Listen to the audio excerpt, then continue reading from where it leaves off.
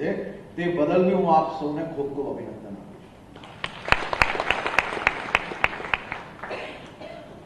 ભારત પાકિસ્તાનની બોર્ડર પર કચ્છના ગામડાઓમાં સરકારની વિવિધ યોજનાઓ થકી કચ્છ જિલ્લાની હજારો બહેનો ટેક્સટાઇલ સેક્ટરના નાના મોટા પોતપોતાની આવડત પ્રમાણે કામ કરીને એમના આખા પરિવારો ચલાવે છે।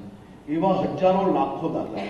થોડું આગળ આવશો બનાસકાંઠામાં તો પશુપાલનના ધંધામાં પશુપાલનની અંદર એક બહેનો 50-50 લાખ રૂપિયા તકનું વાર્ષિક दूध डेयरी में जमा करावे छे। એટલી મોટી સફળતા બનાસકાંઠા, મહેસાણા, પાટણ આગળ આવતા જાઓ એમ ડેરીના માધ્યમની અંદર એટલી મોટી સફળતા મળી છે। આદિવાસી વિસ્તારોમાં ડાંગની અંદર જશો, તાપીમાં જશો, વલસાડમાં જશો, આ તમામ જિલ્લાઓના ગામડાઓમાં બહેનો ભેગા થઈને આદિવાસી વાનગી બનાવવાની, બાંબુની પ્રોડક્ટ બનાવવાની એટલે વાંસની પ્રોડક્ટ બનાવવાની અને આ પ્રોડક્ટો બનાવીને વિવિધ માધ્યમોથી એ લોકો વેચવાની કામગીરી કરે।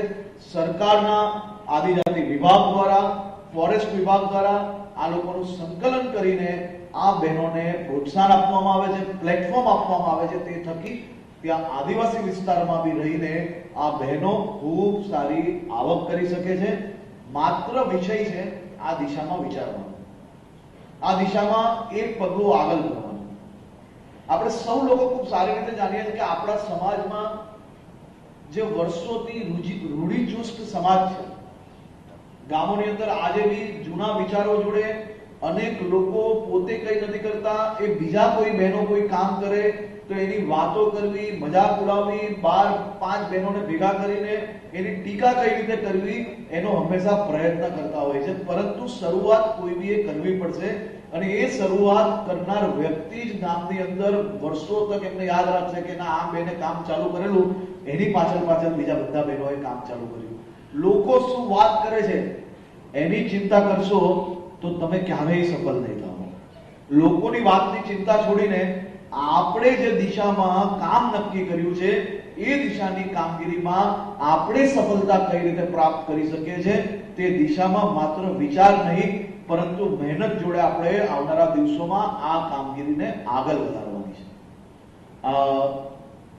मैं रेखा जी आपको बताना चाहूंगा कि गुजरात एक ऐसा राज्य है,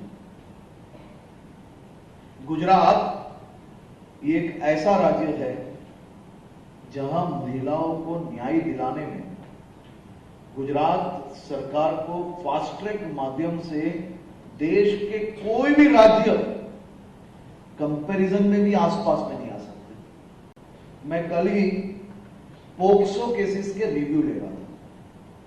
पोक्सो केसेस में खास तौर पे गुजरात के मुख्यमंत्री श्री भूपेंद्र भाई पटेल के मार्गदर्शन में Gujarat police fast track drive में काम कर रही है।